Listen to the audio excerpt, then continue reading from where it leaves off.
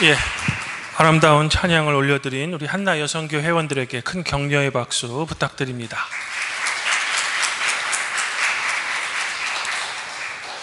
지난주 금요일은 우리나라의 3대 명절 중에 하나인 음력 5월 5일 단오였습니다. 그리고 오늘은 이제 24절기 중에서 가장 덥다는 하지입니다. 비로소 이제 더운 여름이 우리에게 성큼 다가온 것 같습니다. 성도 여러분들의 건강 유의하시기를 먼저 소망해 봅니다. 그러면 제가 성도 여러분들에게 사도의 인사를 드리겠습니다. 하나님 우리 아버지와 주 예수 그리스도로부터 오는 은혜와 평강이 오늘 주일 공동 예배에 이렇게 오신 모든 교회에게 함께 있기를 바랍니다. 현재 경복궁 국립고궁 박물관에 가시면요, 한국 프랑스 우정의 140년 전시전을 보실 수 있습니다. 이는 올해 이제 2026년에 맞이한 한국과 이제 프랑스의 수교 140주년을 맞이하는 특별 전시전입니다. 조선은 1876년 강화도 조약으로 일본에 처음 문호를 개방합니다. 그리고 1882년 미국과 조미 수호 통상조약을 맺습니다. 그 1년 후인 83년에는 이제 영국과 조영 수호 통상조약을 체결하죠. 그리고 프랑스는 조금 늦은 해인 1886년이 되어서야 비로소 이제 조불 수호 통상조약을 맺습니다. 그런데 사실 프랑스는요, 이미 이른 시기인 1830년대부터 이미 천주교 신부들을 통해 미국과 영국보다 훨씬 더 앞서서 조선과 관계했습니다. 이로써 이제 조선의 사회, 문화, 언어적 정보에 대해 다른 나라보다 더 많이 알고 있었죠. 그럼에도 이 통상조약이 미국과 영국보다 조금 늦은 이유는 프랑스가 이 조약 내에 천주교 신부들이 자유롭게 전도할 수 있는 포교권을 허락해 주십시오 라는 문구를 이제 조약 내에 명시적으로 하고자 했기 때문입니다. 물론 조선은 천주교를 박해한 전통적인 유교 국가였기 때문에 이 외국 신부들이 자유로운 포교 활동을 법적으로 허용하는 것에 대해 강한 거부감이 있었습니다. 그러므로 미국과 영국은 이미 수약을 맺었지만 프랑스는 이제 늦게 맺게 되는 겁니다. 이런 프랑스의 지속적인 노력으로 드디어 조불 수호 통상조약이 맺게 되고요, 이 조약 내의 문구로 말미암아 묵시적으로 어느 정도 선교 활동을 이제 자유롭게 허락받은 겁니다. 이 덕분에 84년에 입국해서 암묵적으로 조용히 선교 활동을 하던 미국 개신교 선교사들도 이 조약이 체결된 이후부터는 좀 드러내놓고 더욱 활발하게 선교할 수 있었던 겁니다. 이런 의미에서 조선에 대한 개신교의 선교는 프랑스의 천주교 신부들이 닦아놓은 어떤 기반의 도움을 받았다라고 할 수도 있는 겁니다. 우리 개신교 초기 선교사들의 무덤인 양화진에 가시면요, 그 양화진 바로 옆에 천주교 성지인 절두산 순교정지가 있습니다. 본래 이곳의 이름은 누에이의 머리를 닮았다라고 해서 그 이름이 잠두봉이었습니다. 하지만 1866년 병인 박해가 일어나자 흥선대원군이 이 잠두봉에 형장을 설치하고 수많은 천주교인을 참수했습니다. 이 시기에 병인 박해로 인해 전국에서 약 1만여 명의 천주교인들이 순교한 비극적인 역사가 있었습니다. 잘린 목들은 한강에 던져졌고요, 이로 인해 한강물은 핏빛으로 변했다라고 한국 기독교 초기 역사는 우리에게 알려줍니다. 그로 인해 이곳의 이름이 이제 누에의 머리 닮았다라는 잠두봉에서 목이 잘렸다라는 절두산으로 바뀐 겁니다. 저는 이곳에 한번 간 적이 있습니다. 그리고 그곳에서 당시 순교한 외국 신부들의 이름, 그리고 수많은 한국 천주교인들의 명단을 본 적이 있습니다. 그리고 이렇게 생각했죠.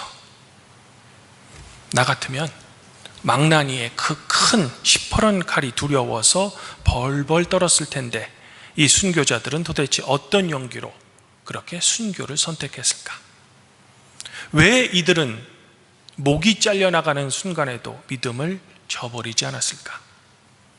또한 양화진에 묻힌 개신교 선교사들은 이름도 없는 이 낯선 조선이라는 나라까지 찾아와서 복음을 전하다가 어떤 사람들은 그만 풍토병에 걸려 죽고 어떤 사람들은 사고로 목숨을 잃으면서까지도 어떻게 끝까지 그렇게 헌신할 수 있었을까?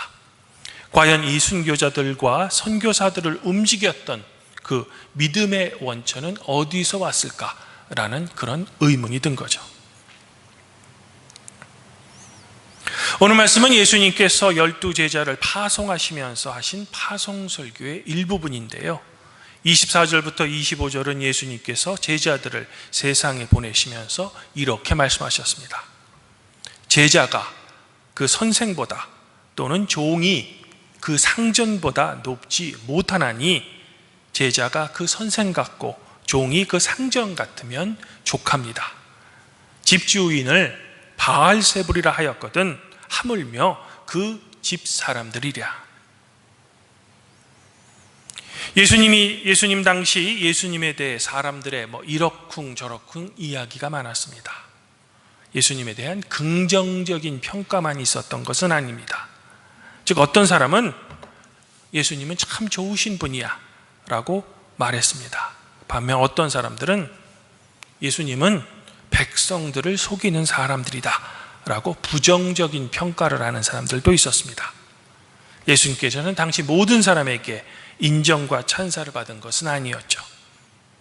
그런데 부정적인 평가를 하는 사람들 가운데는 심지어 예수님을 바알세불, 악마의 우두머리다 라고 평가한 사람들도 있었다는 겁니다. 그러면 생각해 보십시오. 예수님을 바알세불이다 라고 평가하는 사람들이라면 그 예수님을 선생으로 모시고 있는 제자들의 평가 또한 어떠하겠습니까? 선생을 악마의 우두머리다 라고 했다면 제자들 역시 선생처럼 여러 가지 누명과 비난으로 핍박당할 것은 당연한 이치다라는 겁니다. 이를 너무나도 잘하셨던 예수님께서 제자들을 세상에 파송하시면서 무엇보다도 이런 사람들로부터 너희들이 박해받을 것이다 라고 미리 경고해 주신 겁니다. 그러나 예수님께서는 제자들에게 이런 부정적인 평가를 하는 사람들을 결코 두려워하지 말라 라고 당부하십니다. 그러면서 제자들이 해야 할 사명을 이렇게 설명해 주시죠. 감추인 것이 드러나지 않을 것이 없고 숨은 것이 알려지지 않는 것이 없습니다. 내가 너희를 어두운 데서 이르는 것을 이제는 광명한 곳에서 말하고 너희가 귓속말로 듣는 것을 이제는 집 위에서 전파하십시오. 어두운 데서 이르는 것, 그리고 귓속말로 듣는 것은 지금까지 예수님께서 가르치시고 제자들이 배웠던 복음을 의미합니다. 그러니 예수님과 제자들을 부정적으로 평가하는 사람들을 이제는 두려워하지 말고 복음을 세상에 공개적으로 전파하라는 겁니다. 즉 이전까지는 스승과 제자 사이에서 사사로이 이루어졌던 제자 교육 정도가 아니라 복음을 유대 회당지기가 도시의 가장 높은 지붕에 올라가 이 나팔을 불어서 안식일이 시작되었다라는 것을 알리는 것처럼 이제는 집 위에서 공개적으로 선포하는 겁니다. 그러면서 예수님께서는 다시 한번 제자들에게 당부하시죠. 너희들이 진정으로 두려워할 대상은 너희의 몸을 죽일 수 있는 세상 사람들이 아니라 너희의 몸 그리고 너희의 영혼을 능히 지옥에서 멸하실 수 있는 그 하나님을 두려워하라는 겁니다. 복음을 세상에 공개적으로 전파할 때 선생인 나를 핍박하는 것처럼 제자인 너희들을 핍박하는 사람들은 너희의 몸을 박해로 죽일 수 있을지언정 너희의 영혼까지는 죽이지 못한다는 겁니다. 그러나 나를 보내시고 제자인 너를 보내시면서 하나님 나라의 복음을 전파하려는 그 하나님께서는 너희들의 몸뿐만 아니라 영혼까지도 멸하실 수 있는 분이시므로 하나님을 진정으로 두려워하고 복음을 세상에 전파라라는 그런 사명을 주신 겁니다.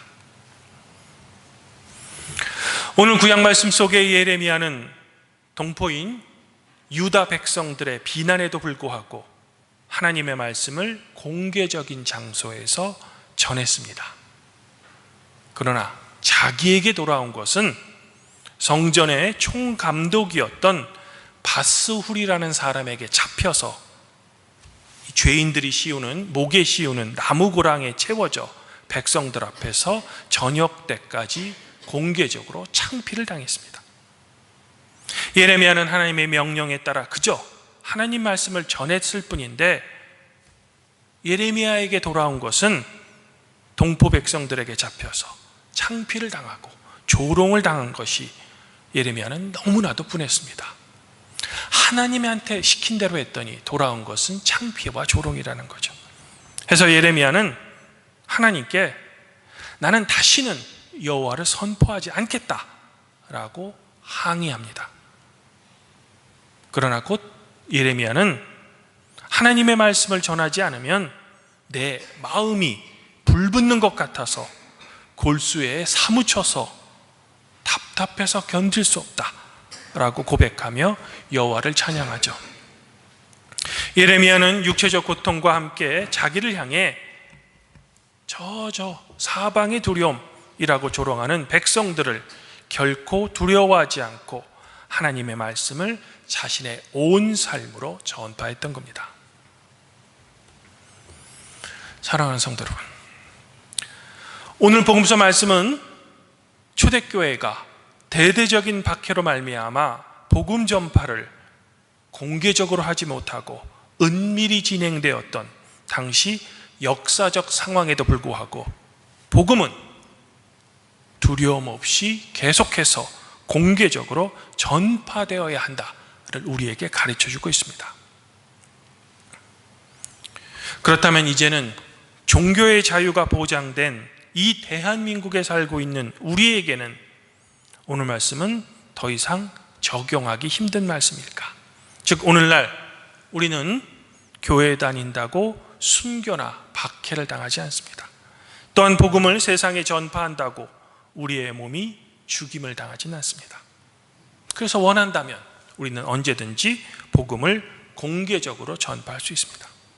그러면 오늘 말씀은 그 시대에만 해당되는, 즉 현대에는 적용될 수 없는 그런 주님의 말씀일까? 종교의 자유가 보장된 지금 주님께서 제자들에게 명령하신 복음을 공개적으로 알린다는 말씀은 현대를 사는 우리에게는 과연 어떤 의미가 있는 말씀일까? 그것은 바로 우리 성도들의 삶으로서의 복음 전파입니다.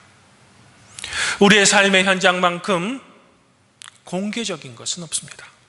물론 개인주의가 발달한 현대에서 공적인 삶의 모습은 어느 정도 제한적일 수 있습니다.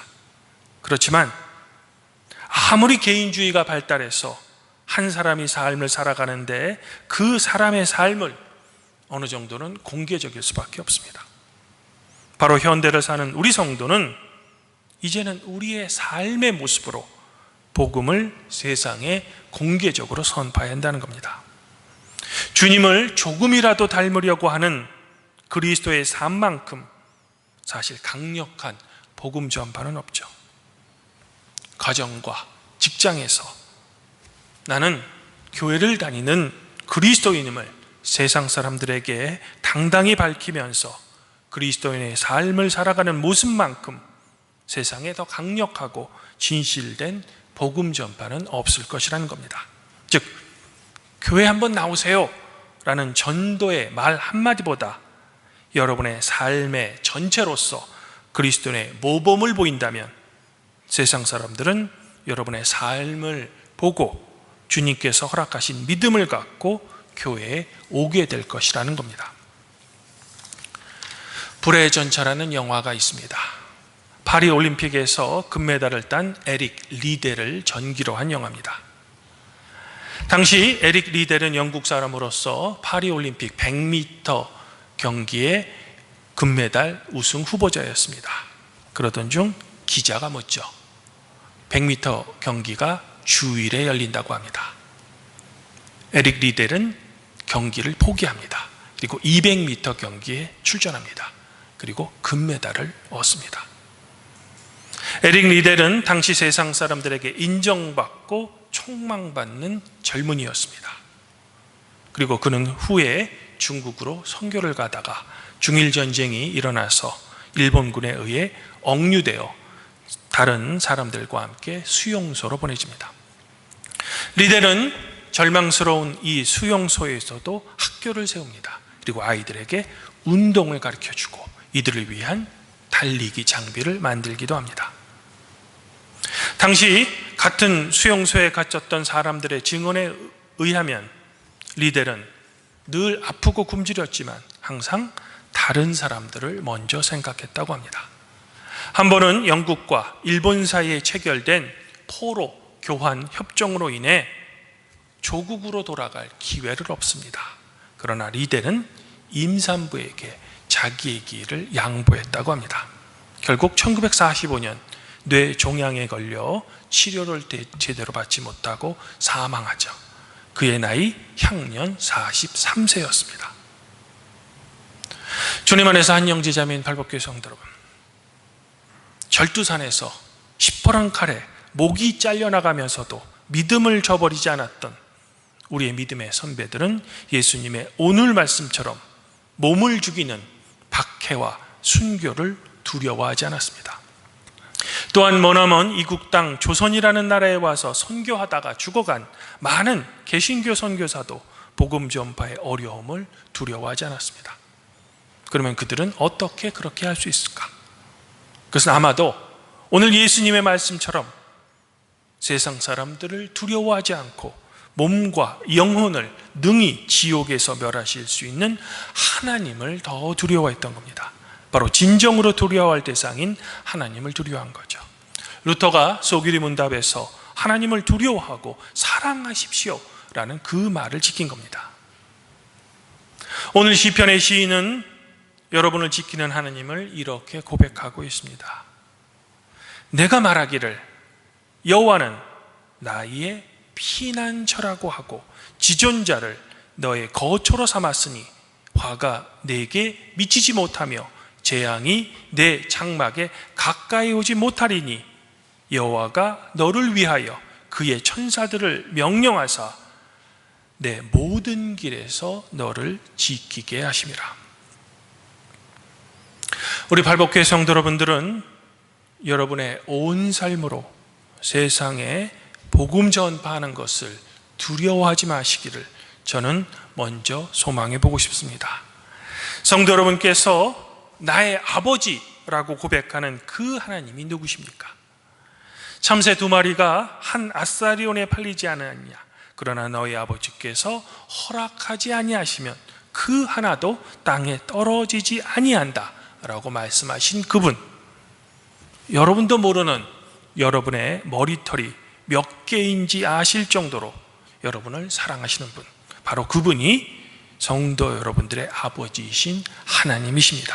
그리고 그분이 여러분에게 이렇게 말씀하십니다.